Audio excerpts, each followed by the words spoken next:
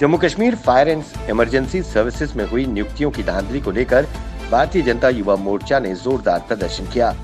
प्रदर्शन की अगुवाई भाजपा युवा मोर्चा के जिला प्रधान नरेंद्र प्रताप सिंह ने की। उन्होंने कहा कि जो फायर एंड इमरजेंसी के सिलेक्टेड कैंडिडेट्स की लिस्ट प्रशासन द्वारा जारी की गई, उसमें साफ तौर पर एक बार फिर जम्मू के साथ भेदभाव किया गया है। यह हम किसी भी कीमत पर बर्दाश्त नहीं करेंगे। उन्होंने उपराज्यपाल मनोज सिन्हा से निकाली गई लिस्ट को तुरंत रद्द करने की मांग की, ताकि जम्मू के लोगों को इंसाफ मिल सके।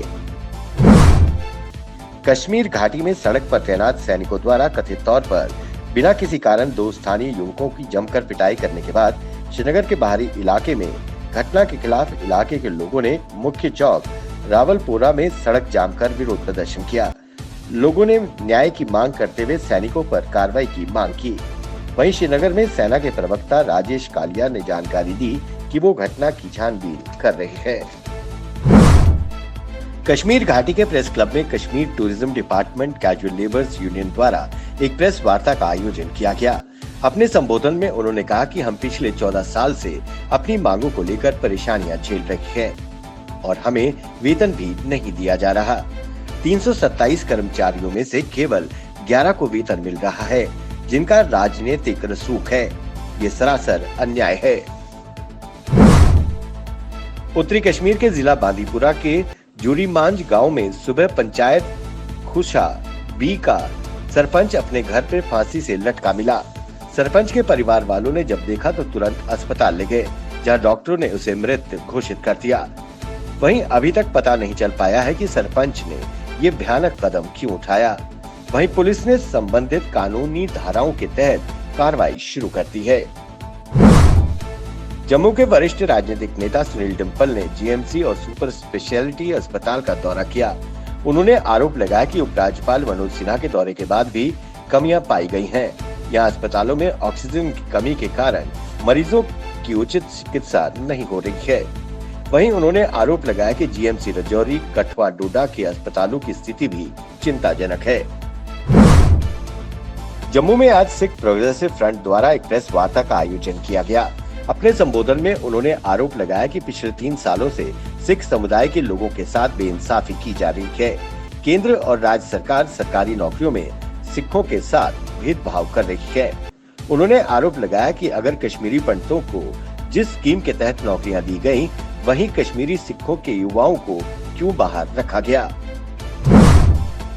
जम्मू में एबीवीपी के पदाधिकारियों द्वारा मुकेश मन्हास की अगुवाई में एक प्रेस वार्ता को संबोधित किया गया। उन्होंने कहा कि जिस तरह से बीते दिन एबीपी के कार्यकर्ताओं द्वारा सिविल सेक्रेटरीट के बाहर धरना प्रदर्शन किया गया और जिस प्रकार पुलिस द्वारा लाठीचार्ज किया गया, उससे हमारे बहुत कार्यकर्ताओं को चोटें आई हैं, कुछ अस्पताल में भर्ती हैं। इसे लेकर हम पुलिस की कार्यप्रणाली को लेकर कड़ी निंदा करते हैं। वहीं उन्होंने आरोप लगाया कि इस दौरान विद्यार्थियों के मोबाइल और कीमती सामान भी गायब कर दिए गए हैं। उन्होंने इस पूरी घटना की मजिस्ट्रेट इंक्वायरी की मांग की। जम्मू में आज JPDCL casual labour need base TDL PDL union Jammu संभाग के कर्मचारियों ने प्रशासन से न्याय मांगते हुए विरोध प्रदर्शन किया। उन्होंने कहा कि हमें अपने परिवार का पालन पोषण करना मुश्किल हो रहा है। हमें जल्द से जल्द पक्का किया जाए, मिनिमम वेजेस एक्ट लागू किया जाए और हमारी पेंडिंग सैलरीज को तुरंत रिलीज किया जाए। आज इनकी हड़ताल का लगातार 9वां दिन था। जम्मू में पीएचई डेली वेजेस द्वारा लगातार अपनी मांगों को लेकर प्रदेश सरकार के खिलाफ नारेबाजी कर विरोध प्रदर्शन किया जा रहा है, लेकिन अभी तक सरकार की तरफ से कोई वक्तव्य नहीं जारी किया गया। उन्होंने मांग की कि जितनी भी डेली वेजेस हैं, उन्हें पक्का किया जाए, मिनिमम वेजेस एक्ट को लागू किया जाए और उनका बकाया वेतन जल्द से जल्द रिलीज किया जाए। आपको बताते चले कि पिछले कई हफ्तों से जम्मू कश्मीर के विभिन्न विभागों के डेली वेजेस सड़कों पर उतरकर अपनी मांगों को लेकर सरकार के खिलाफ प्रदर्शन कर रहे हैं।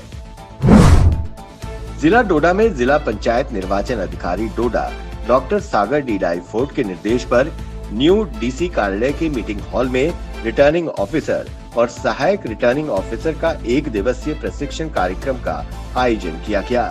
इस प्रशिक्षण कार्यक्रम के दौरान आरओज और एआरओज को विस्तार से poll procedure, nomination, scrutiny, withdrawal of candidature, allotment of symbols, model code of conduct के बारे में जानकारी दी गई। जम्मू कश्मीर पुलिस और सेना ने उत्तरी कश्मीर के कुपवाड़ा जिले के टिटवाल इलाके में संदिग्ध बैग बरामद किया। इस बैग में 5 पिस्टल और 10 मैगजीन और 138 गोलियां बरामद की गयी। पुलिस ने मामला दर्ज कर जांच शुरू कर दी है। महाराष्ट्र में जगह जगह मंदिरों को फिर से खोलने को लेकर बीजेपी द्वारा मंदिरों के बाहर विरोध प्रदर्शन किया गया। इसी बीच राज्यपाल भगत सिंह कोश्यारी ने मुख्यमंत्री उद्धव ठाकरे को चिट्ठी लिखकर पूछा कि उन्हें कोई दिव्य प्रेम प्राप्त है जो वो धर्मनिरपेक्ष हो गए। वहीं मुख्यमंत्री उद्धव ठाकरे ने कहा कि राज्यपाल को मुझे हिंदुत्व का पाठ पढ़ाने की जरूरत नहीं है। विश्व स्वास्थ्य संगठन WHO के प्रमुख टेड्रोस गैब्रियस ने कोरोना के खिलाफ लड़ाई में प्रयोग किए जा रहे भारत के आरोग्य सेतु ऐप की सराहना की है। उन्होंने कहा कि इसकी मदद से स्वास्थ्य अधिकारियों को कोरोना क्लस्टर का पता लगाने और कोरोना टेस्टिंग करने में बड़ी मदद मिल रही है। सुप्रीम कोर्ट में अटॉर्नी जनरल के वेणुगोपाल ने कहा कि मीडिया को लंबित मामलों में रिपोर्टिंग नहीं करनी चाहिए। उन्होंने कहा इससे अदालत की अवमानना हो सकती है। अदालत की पीठ ने वेणुगोपाल की बात पर गौर किया और कहा कि वे उन बिंदुओं पर सुधार करने पर विचार कर सकते हैं।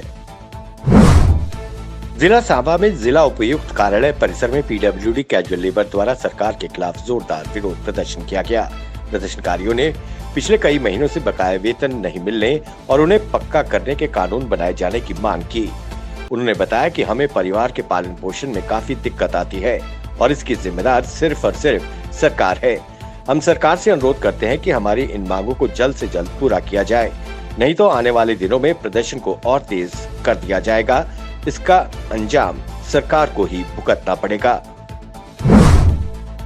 कश्मीर घाटी के कुपवाड़ा के हंदवाड़ा में बीजेपी कार्यकर्ताओं द्वारा नेशनल कॉन्फ्रेंस अध्यक्ष फारूक अब्दुल्ला के बयान पर जहां उन्होंने कहा था कि 370 को हम वापस चीन की सहायता से लाएंगे, उनके विरोध में फारूक अब्दुल्ला का पुतला जलाकर रोष प्रकट किया।